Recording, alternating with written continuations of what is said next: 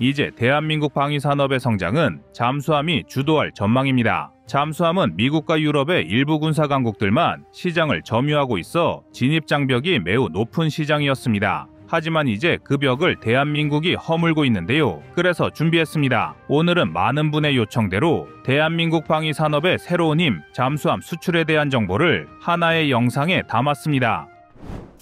여러분의 구독과 좋아요가 꺼리튜브 운영에 많은 힘이 됩니다.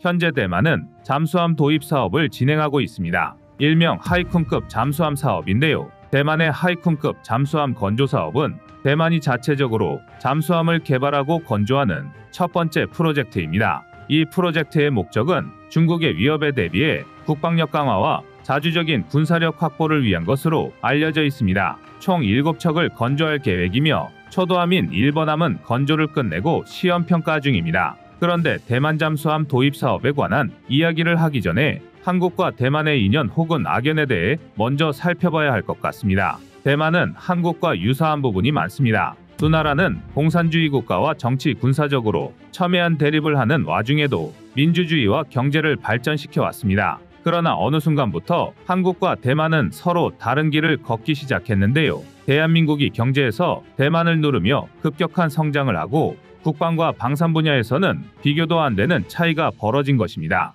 한때 자신들보다 아래라고 생각했던 한국이 선진국의 대열에 들어서자 대만은 한국을 시기하며 비방을 일삼았는데요. 전 세계에서 혐한이 가장 심한 나라 중 하나가 대만이었습니다. 그리고 우리 항공산업을 견인해온 1등 공신 T-50 계열 항공기가 세계로 수출되며 맹위를 떨치자 대만 내부의 일각에서는 T-50 개발에 대만이 결정적인 도움을 줬다는 말도 안 되는 억지를 부린 적도 있습니다. 이게 대체 무슨 소리냐 하실 분들이 많으실 텐데요. 사실 대만이 T-50 개발에 눈꽃만큼의 기여를 하긴 했습니다. T-50 개발 당시 카이에서 T-50의 기체 중량을 줄이기 위해 수평 꼬리 날개의 복합재를 적용하는 방법을 제안했으나 공군, 록히드 마틴 등은 적극적인 모습을 보이지 않았습니다. 그래서 카이의 엔지니어들이 대만에 가서 대만이 개발한 경국호의 복합재에 대해 자문을 구했고 이 데이터를 바탕으로 보고서를 제출하여 관계기관과 개발에 참여한 기업들을 설득했습니다. 결과적으로 이 보고서와 카이의 노력으로 인해 T-50의 기체 중량을 줄일 수 있었는데요. 이걸 가지고 대만의 일부 몰상식한 사람들이 T-50은 대만 기술로 만들었다는 엉터리 같은 소리를 한 것이었습니다. 무기체계 개발에 관한 대만과의 악연은 이게 다가 아닙니다. 지난 1월 국내 언론 보도를 통해 대우조선해양의 잠수함 설계도면이 대만으로 유출됐다는 충격적인 소식이 전해졌는데요. 체포된 대우조선해양의 전 직원 2명은 산업기술 유출 혐의로 입건됐습니다. 경찰 발표에 따르면 대만은 2016년부터 자체 개발 잠수함 계획을 추진했고 7년 동안 설계와 제작에 매달려 하이쿤급 1번함을 완성했으며 여기에 한국의 잠수함 기술이 상당 부분 활용됐을 것이라 합니다. 한국의 잠수함 기술이 유출된 경위는 대만 정부와 컨설팅 계약을 체결한 모 회사를 통한 것으로 추정되며 해당 회사의 임원은 이미 지난해 대외무역법 위반 혐의로 1심에서 징역 1년 6개월을 선고받았고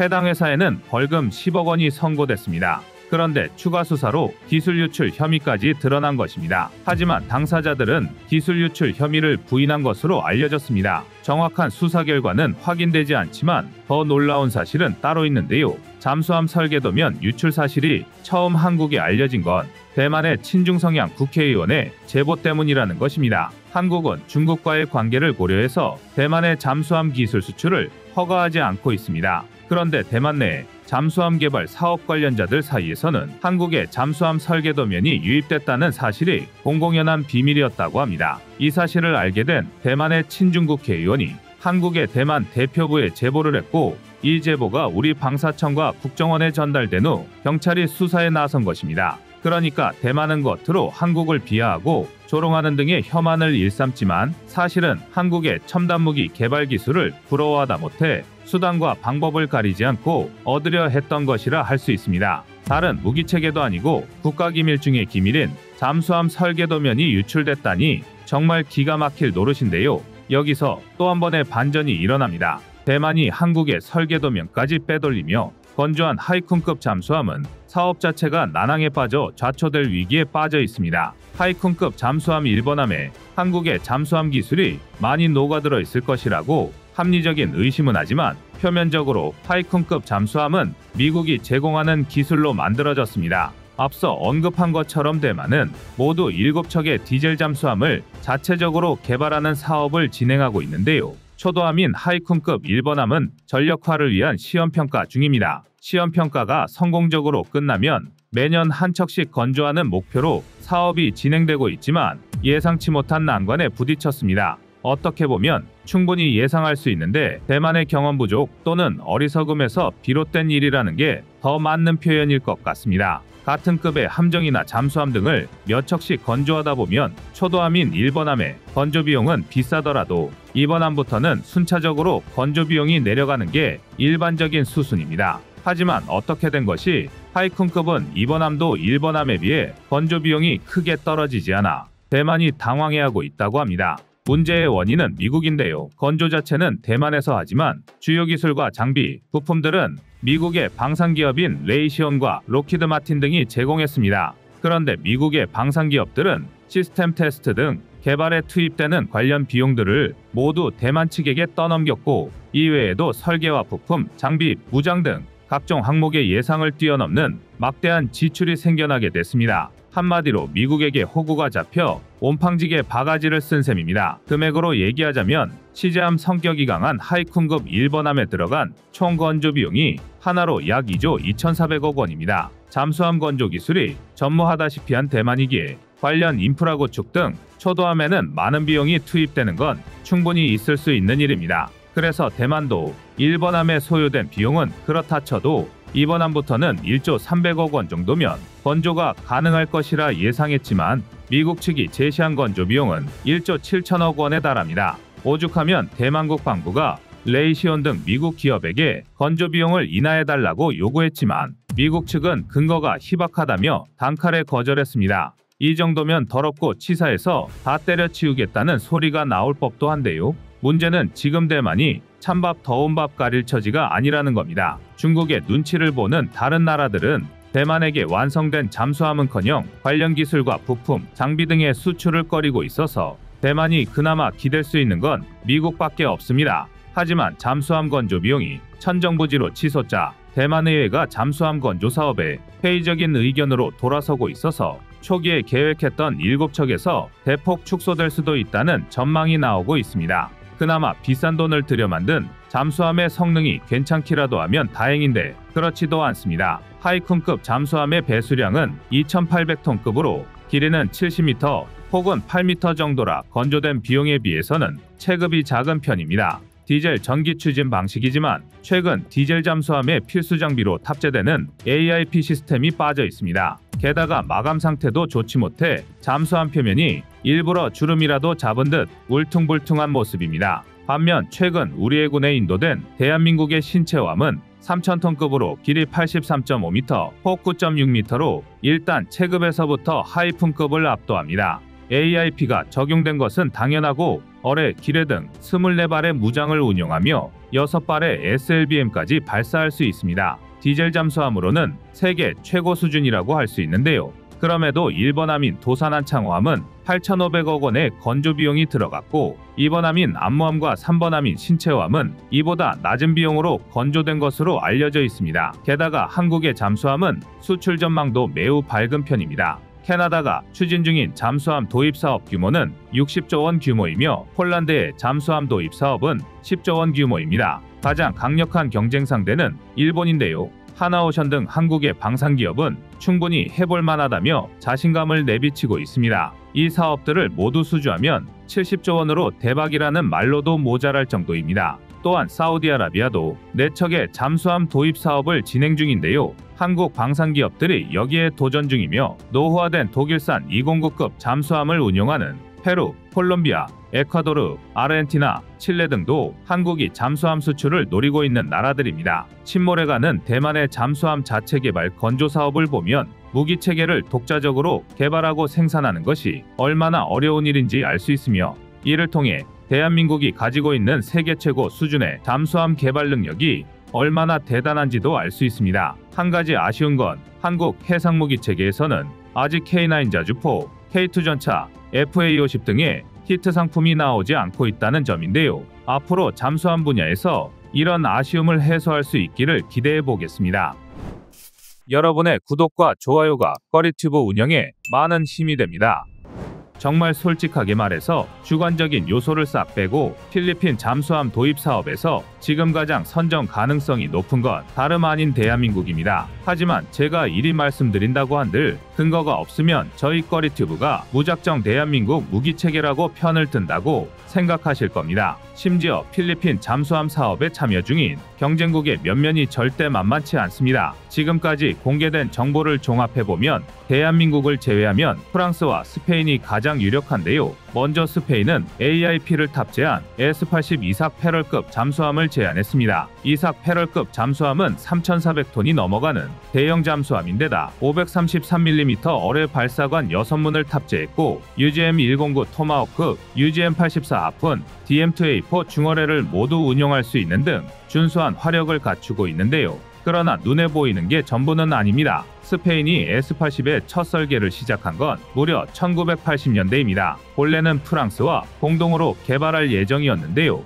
하지만 냉전이 끝나면서 세계적인 군축 기조의 공동 개발은 흐지부지 되었고 2011년 테러와의 전쟁과 함께 간신히 스페인 독자 개발로 부활할 수 있었습니다. 하지만 수십 년이나 된 구식 설계 개념을 현대에 적용한다는 게 쉬운 일이었을 리가 없는데요. 실제로 S-80은 설계상의 실수로 계획보다 자그마치 75톤이나 초과하게 되었고 잠수함이 수중에 제대로 부상하지 못하는 황당한 결과물이 나오기까지 했습니다. 결국 스페인은 긴급히 미국의 협력을 요청했고 기존 설계보다 길이를 10m나 늘린 뒤에야 정상적인 운행이 가능해졌는데요. 이로 인해 1980년대 설계를 시작한 잠수함이 2007년에 건조를 시작하고 무려 2023년 11월이 되어서야 스페인 해군에 취역할 수 있었습니다. 당연히 예산은 진작에 초과하며 잠수함 양산 가격이 천정부지로 치솟았는데요. 최초로 잠수함을 도입하는 필리핀 입장에서는 신뢰도가 바닥일 수밖에 없습니다. 스페인도 이를 알고 있는지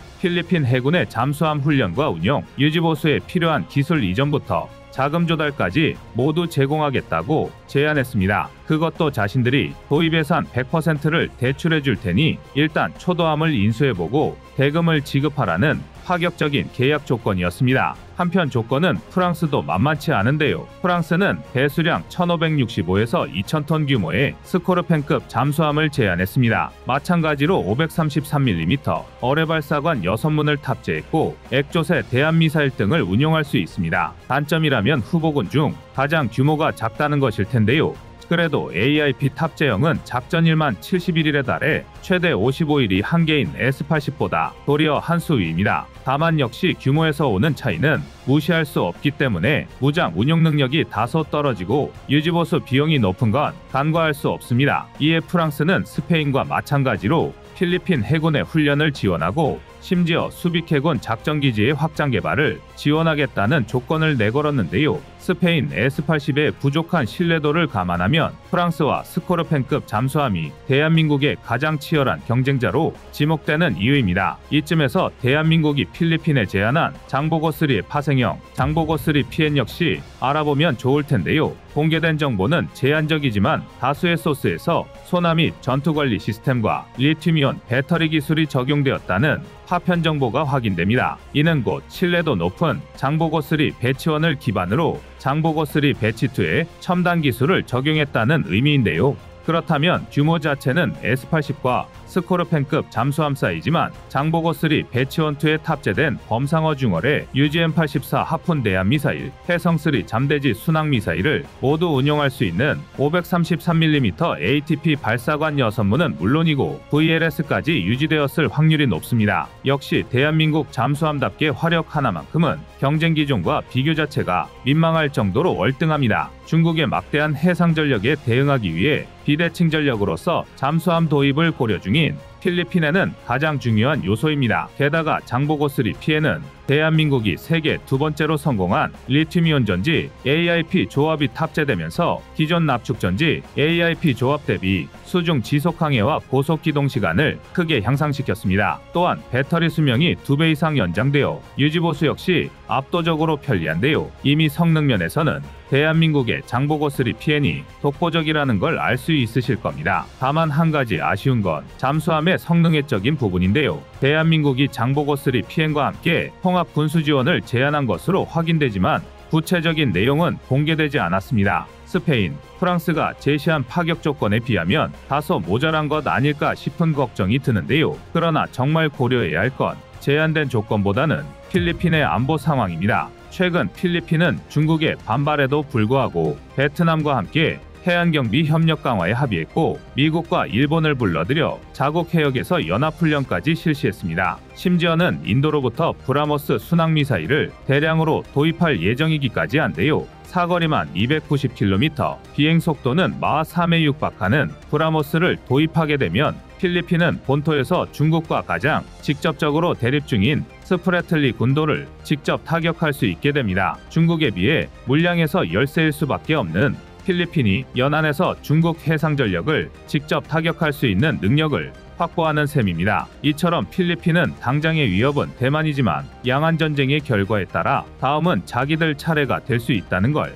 너무나 잘 알고 있습니다. 작금의 필리핀 안보는 그야말로 발등에 불이 떨어지기 일보 직전인데요. 실제로 필리핀은 앞서 언급한 사례를 제외하고도 대중국 전선에 자신들을 지원해줄 온갖 나라를 끌어들이고 있습니다. 미국은 두말할 것도 없이 당연하고 프랑스, 스페인과도 군사협력을 체결할 정도인데요. 그렇지만 특히 이 중에서도 필리핀의 가장 오랜 동맹을 자처해온 건 다름 아닌 대한민국입니다. 아닌 게 아니라 대한민국이 필리핀에 군사적 지원을 이유로 양도해준 무기체계 중 굵직한 것만 따져도 상당한데요. 1980년대 말부터는 제비급 고속정 12척, 1995년부터는 참수리급 고속정 8척, 2014년 물개급 군수지원정 1척, 포항급 초계함 1척 등을 지원했습니다. 이외에도 필리핀 해군의 기함격인 호세 리잘급 호위함은 대한민국에서 도입했으며 차기 초계함과 차기 원양 초계함도 이미 대한민국과 계약을 체결하고 건조 중입니다. 이와 같이 필리핀은 오랜 시간 대한민국산 무기체계를 운용하며 시스템에 적응했고 이 과정에서 높은 신뢰도를 경험했습니다. 또한 동협뿐만이 아니라 차기함급 역시 대한민국에 의뢰하면서 유지보수 시스템이 상당 부분 대한민국 무기체계에 맞춰져 있습니다. 오죽하면 노후화로 필리핀 해군에서조차 퇴역했었던 대한민국의 참수리급 고속정을 관공선으로 재취역하는 방안을 검토할 정도입니다. 계획이 순항한다면 1990년에 공여되어 2021년까지 필리핀 해군에서 운용되었다가 퇴역한 참수리급 고속정이 이제는 필리핀 해경 소속이 되어 중국과의 해상영 유권 분쟁에 투입되는 것입니다. 정말 노정은 죽지 않는다는 말이 이보다 찰떡인 전투함정도 또 없는데요. 필리핀이 최초로 도입하는 잠수함 역시 같은 값이라면 유지보수 체계가 익숙한 대한민국의 장보고3 PN이 다홍치마처럼 느껴질 수밖에 없는 일입니다. 쉽게 말하면 파리 안으로 굽는 건 필리핀도 마찬가지라는 얘기인데요. 필리핀은 대한민국의 빚이 많은 나라입니다. 수많은 협력을 체결했지만 수십 년 전부터 실질적인 군사 지원을 해준 건 대한민국뿐입니다. 그러나 반대로 마음의 빚은 우리에게도 있습니다. 필리핀은 6.25 전쟁 참전국 중 하나로 우리가 가장 어려운 시기 손을 내밀어준 나라 중 하나입니다. 대한민국이 필리핀 군사적 지원에 적극적인 것도 이를 간과할 수 없을 텐데요. 최근 인도네시아가 KF-21 보람의 기술 유출을 시도하면서 기술 유출에 대한 전국민적 우려가 작지 않습니다. 하지만 인이라는 희대의 사기꾼 때문에 오랜 시간 군사적 협력 관계를 이어온 다른 나라들까지 외면해서는 안 될 것입니다. 여러분의 구독과 좋아요가 꺼리튜브 운영에 많은 힘이 됩니다. 해군과 관련된 소식들을 중점적으로 전하는 해외 군사 매체 네이벌 뉴스가 얼마 전 KSS 3발트해로 항로를 정하다라는 제목의 기사를 게시하며 한국의 잠수함이 폴란드 진출을 눈앞에 두고 있다는 소식을 전했습니다. 네이벌 뉴스는 한국과 폴란드의 산업 협력 비전을 전하면서 포괄적인 기술 이전, 폴란드 MRO 지원센터, 대학 및 연구시설과의 R&D 협력, 타 사업 협력 강화 등을 준비 중이라 밝혔습니다. 이러한 최신 보도에서 보는 것처럼 한국의 잠수함이 유럽 시장의 진출 가능성에 대해 각종 전문 매체가 많은 관심을 가지고 있습니다. 이번에 한국 방산업체가 노리는 잠수함 사업은 폴란드가 주도하는 오르카 사업인데요. 오르카 프로젝트는 1986년에 소련에서 제작한 킬러급 ORP 오르젤 잠수함을 대체하기 위한 목적으로 시작한 사업입니다. 킬러급 ORP 오르젤 잠수함은 배수량 3,200톤급으로 현재 폴란드에서 유일하게 운용하고 있는 한척인 잠수함인데요. 1986년 냉전 시대에 제작한 잠수함이라 유지 보수 비용도 비싸고 심지어 제대로 복구하지 못해 선체 곳곳이 찌그러져 있는 모습이 종종 식별되었습니다. 그만큼 노후화로 인해 유지 보수 작업도 쉽지 않은 폴란드의 상황인 건데요. 뿐만 아니라 현대해전에서 요구하는 기술적 성능이 한참 뒤떨어진다는 평가도 많았습니다. 신형 잠수함들에 비해 스텔스 기술 센서는 물론 533mm, 어뢰 6개만을 발사하는 무기 시스템 등이 뒤떨어지다 보니 제대로 된 잠수함 전력으로 볼 수가 없는 수준입니다. 우크라이나와 국경을 맞대고 있는 폴란드는 지정학적 특성상 러시아의 유럽 진출을 저지해야 하는 방어선을 맡고 있습니다. 그래서 지금까지는 한국산 전차와 자주포를 통해 지상 전력 강화에 초점을 맞춰왔었던 것입니다. 그러나 무조건 지상 전력에만 초점을 맞출 수도 없는 상황인데요.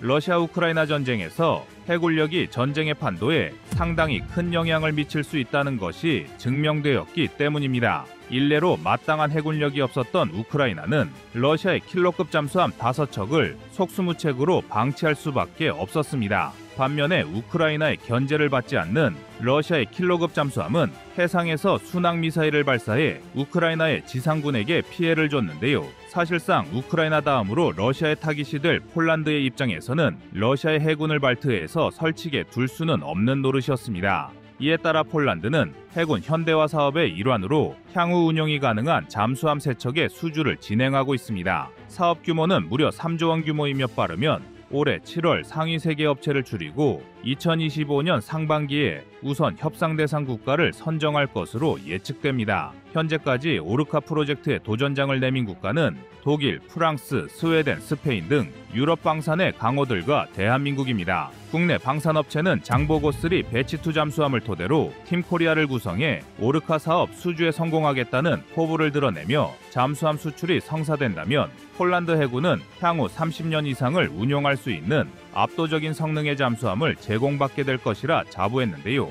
대한민국이 도전장을 내민 장보고3 배치2 잠수함은 국산화율이 무려 80%에 달하는 자체 개발한 디젤 하이브리드 잠수함입니다. 장보고3 배치2 잠수함은 3,700톤급 배수량의 최신 소음 저감 기술로 적외 소나 시스템에 의한 탐지를 어렵게 만들어 생존성과 기습 능력을 향상시켰습니다. 특히 이 기술은 스텔스 기능의 일환으로 정찰 또는 공격 임무 수행에 유리한 위치를 확보하게 해 전략적 가치를 향상시켰습니다. 기존에 폴란드가 운용하던 ORP 오르젤과는 비교가 되지 않는 압도적 성능을 자랑하는 게 우리의 장보고3 배치2 잠수함입니다. 한국은 최신 리튬 전지 체계를 잠수함의 선체 하부 전후방에 280개씩 설치하여 기존 납축 전지에 비해 자망거리는 160%, 최대 가동 시간은 300% 증가시켰습니다. 작전 지속 능력도 우수하지만 탑재된 무기 시스템 역시 강력한데요. 어뢰 발사관 6개에서 기존 533mm 어뢰 외에도 여러 종류의 어뢰를 운용할 수 있습니다. 여기에 한국형 수직 발사대를 통해 잠수함 발사 탄도미사일도 운용할 수 있습니다. 뿐만 아니라 러시아의 잠수함과 동일하게 순항 미사일 발사도 가능하여 육상 목표물에도 정밀 타격이 가능한 것도 도입 국가들에게 전략적 유연성을 제공할 수 있는데요. 이러한 장보고3 배치2 잠수함의 성능은 수주전에 참여한 방산 강국의 잠수함과 비교해도 절대 떨어지지 않는데요. 폴란드는 먼저 충분한 수준의 수상 및 수중 속도를 낼 수 있는 능력을 희망하는데 장보고3 배치2는 약 20노트의 속도를 자랑합니다. 수중 속도 20노트는 수주전에 참여한 독일의 타입 212CD 잠수함, 프랑스의 스코르펜급 잠수함, 스웨덴의 A26 블랙킹해급 잠수함과 비슷한 수중 속도입니다. 그만큼 한국의 잠수함이 경쟁 모델의 기동성과 비교해서 부족함이 없다는 것인데요. 또한 수주전에 참여한 잠수함들은 모두 공기 불효 추진 AIP 시스템을 운용 중인 것은 공통적이지만 한국을 제외한 잠수함들은 납축전지 배터리를 사용하고 있습니다. 이에 반해 장보고 3 배치 2 잠수함만 유일하게 리튬이온 배터리를 활용하고 있는데요. 리튬이온 배터리는 기존 납축전지에 비해 더 높은 에너지 밀도와 긴 수명을 제공하기 때문에 경쟁국 잠수함도 향후 리튬이온 배터리로 교체하겠다는 계획을 밝힌 바 있습니다. 하지만 모든 군사무기 체계가 그러하듯 성능을 개량하고 그것이 안정적으로 운용되고 있는 것을 증명하는 데는 많은 시간이 필요한데요. 이미 리튬이온 배터리를 탑재하여 잠수함을 실전 운용하고 있는 한국과 이제야 배터리를 교체하려는 경쟁 잠수함 중에서 어떤 잠수함의 신뢰성이 더 높을지는 불보듯 뻔한 이야기입니다. 여기에 더해 잠수함 기술의 핵심 중 하나인 자망심도는 장보고 3 배치 2가 타국 경쟁 잠수함보다 한 발 더 앞서 나가 있습니다. 한국의 장보고 3 배치 2는 수심 300m까지 자망이 가능합니다. 반면 프랑스의 스코르펜급 잠수함을 제외하면 대부분의 경쟁 잠수함은 수심 200에서 250m 정도의 자망 심도를 가지고 있는데요.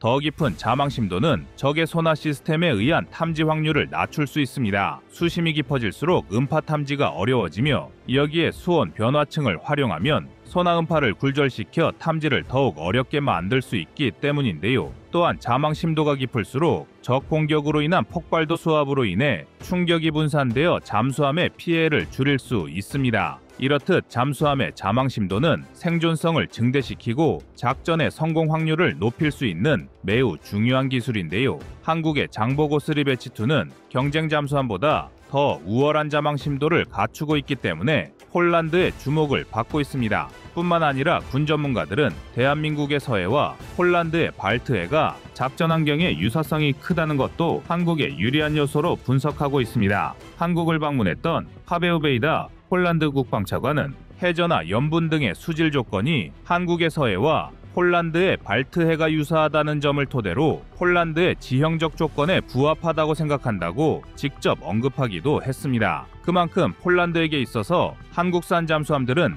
해군력 강화에 매우 적합한 선택으로 볼 수 있는데요. 다만 최근 폴란드와의 방산 계약 과정에서 금융 지원이나 절충 교역 등의 변수가 발생한 것은 아쉬운 문제입니다. 이 때문에 많은 국민들께서 폴란드와의 추가 방산 계약에 부정적인 시선을 가지고 계신 것도 사실인데요. 하지만 폴란드에 잠수함을 수출하는 것은 대한민국 방위 산업의 두 가지 측면에 있어 매우 중요한 사건이 될 수 있습니다. 그것은 유럽 시장에 대한 진출 초석 마련과 잠수함 기술력 증명인데요. 한국은 지난 2017년에 인도네시아에 잠수함을 수출했던 사례가 첫 잠수함 수출이었습니다. 그리고 채 10년이 지나지 않은 시점에서 폴란드 진출에 도전하고 있습니다. 유럽은 군사 강국들이 많아 방산 시장에서도 기술 경쟁이 가장 치열한 시장입니다. 그리고 첫 잠수함 수출 후 10년이 지나지 않은 시점에서 유럽 시장에 진출한다는 것은 전 세계를 상대로 한국산 잠수함의 경쟁력을 과시하고 추가적인 유럽 시장 진출을 가능하게 합니다.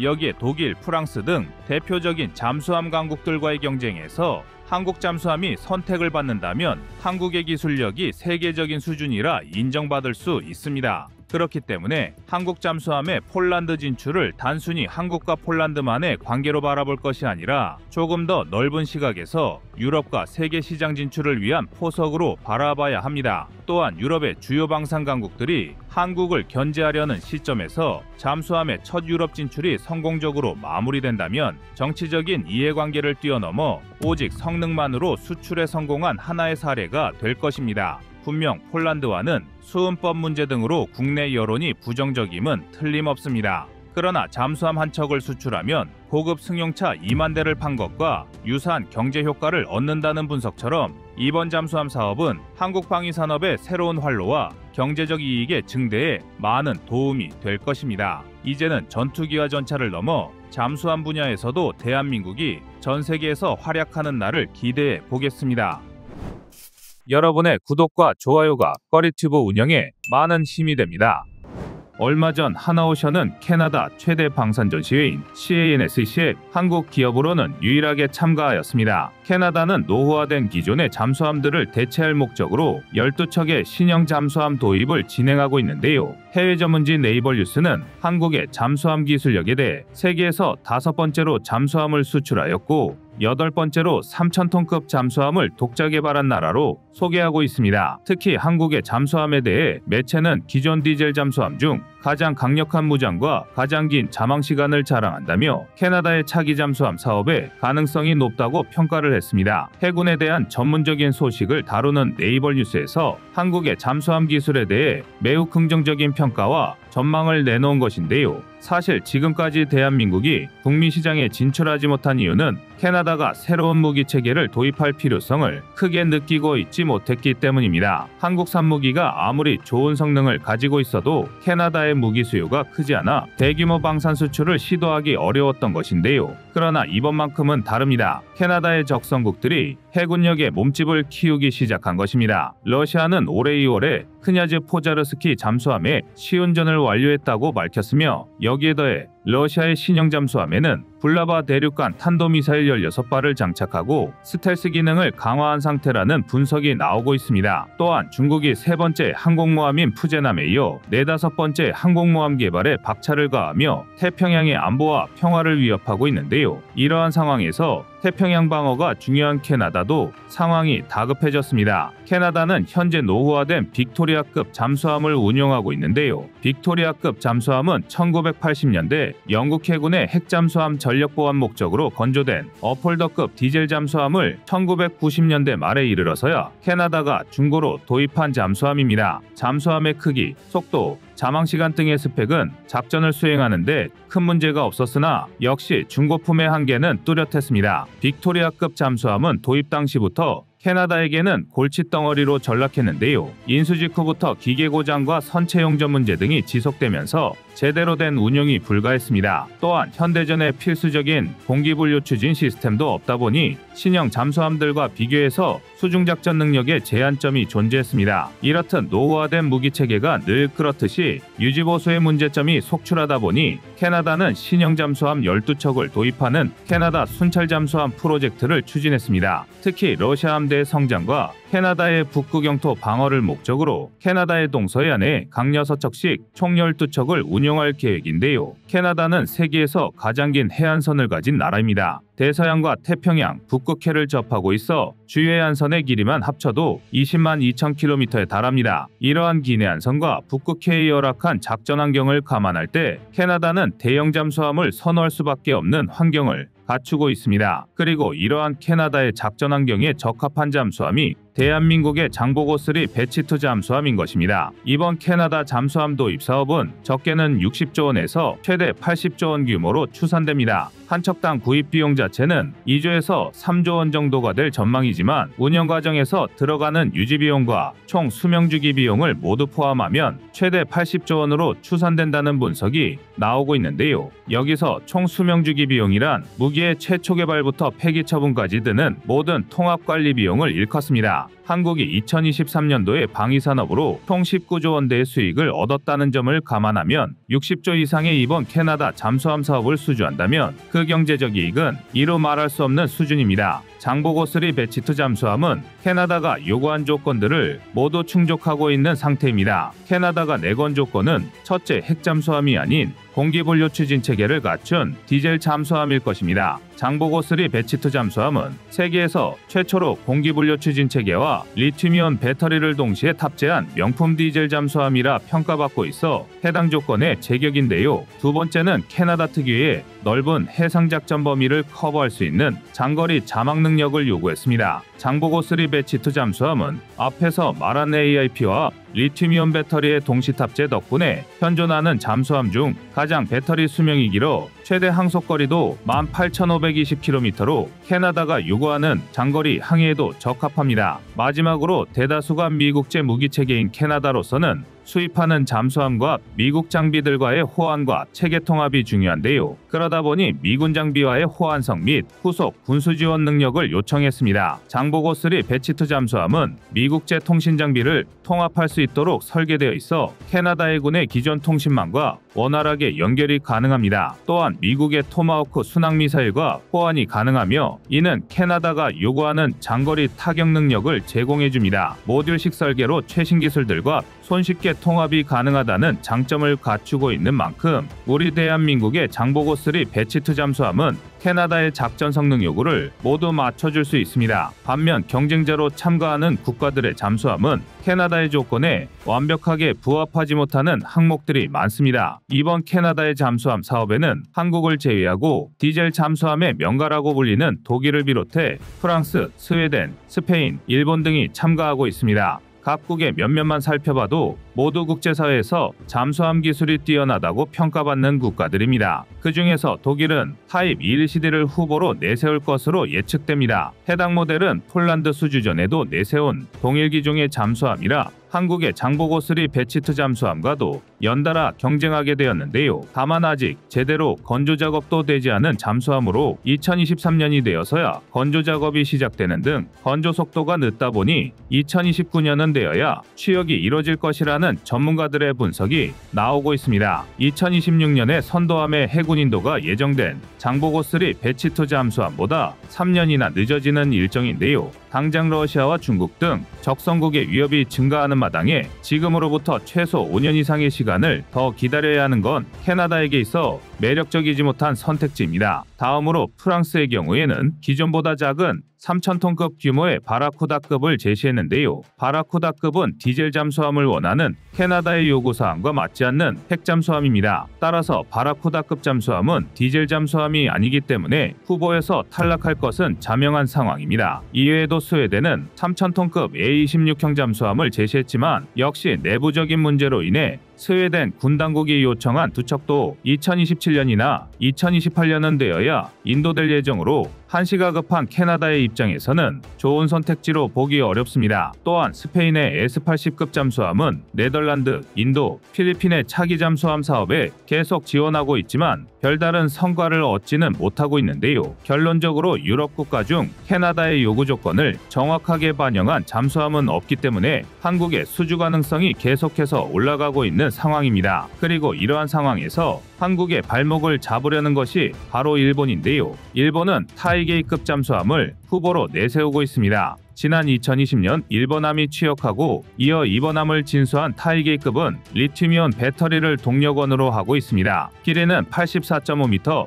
혹은 9.1m로 대한민국의 장보고3 배치2 잠수함과 비슷한 규모이며 배수량은 약 3,000톤급으로 독일의 타입 21CD와 유사하게 533mm 어뢰 발사관 6기를 갖추고 있습니다. 그러다 보니 일본의 타이게이급 잠수함 역시 캐나다의 요구 조건에 상당 부분 부합하고 있는 것도 사실인데요. 타이게이급 잠수함이 현존하는 재래식 잠수함 가운데서 손에 꼽힐 정도의 완성도를 갖추고 있어 쉬운 상대는 아니지만 한국 잠수함과 비교해서 공기분류 추진 체계가 탑재되지 않아 자망시간 측면에서 불리한 단점을 가지고 있습니다. 여기에 한국은 인도네시아 등의 잠수함 수출을 진행해본 경험을 가지고 있지만 일본의 컨소시엄 업체인 미쓰비시 중공업과 가와사키 중공업 모두 해외 잠수함을 수출한 경험이 없다는 것도 한국이 노려볼 수 있는 단점입니다. 우리 대한민국은 이미 캐나다 방산업체인 바브콕과 협력해 캐나다 해군의 빅토리아급 잠수함 유지보수 지원을 수행하고 있으며 이를 통해 축적된 노하우를 바탕으로 신형 잠수함에도 적용할 계획을 가지고 있습니다. 또한 잠수함 건조 기술 및 정비 기술을 캐나다에 이전하여 캐나다가 도입한 잠수함들을 자체적으로 운영하고 유지토록 지원할 전망입니다. 결론적으로 캐나다 해군은 대한민국과의 수출 계약을 체결하게 되면 대한민국 장보고3 배치2 잠수함을 통해 신뢰성 있는 군수 지원과 훈련을 제공받는 이점을 얻을 수 있습니다. 대한민국의 잠수함은 이제 북미까지 진출할 기회를 잡았습니다. 그동안 미국산 무기들을 중심으로 군을 구축해온 캐나다 시장에 한국산 무기가 수출된다는 것은 단순히 경제적 이익만 얻는 것이 아닙니다. 전 세계 국가들을 상대로 한국산 무기의 성능이 우수하다는 것을 증명할 수 있는 중요한 기회가 될 것인데요. 7년 전 첫 잠수함 수출에 성공했던 대한민국이 단기간에 잠수함 성능을 인정받고 있는 만큼 앞으로 한국 방위 산업의 흐름에도 긍정적인 영향을 미칠 것입니다. 이번 캐나다 잠수함 사업을 통해 한국이 북미 시장에 진출함과 동시에 지속적인 지원과 개발로 대한민국의 위상을 드높이게 되기를 기대합니다. 이상 꺼리튜브였습니다.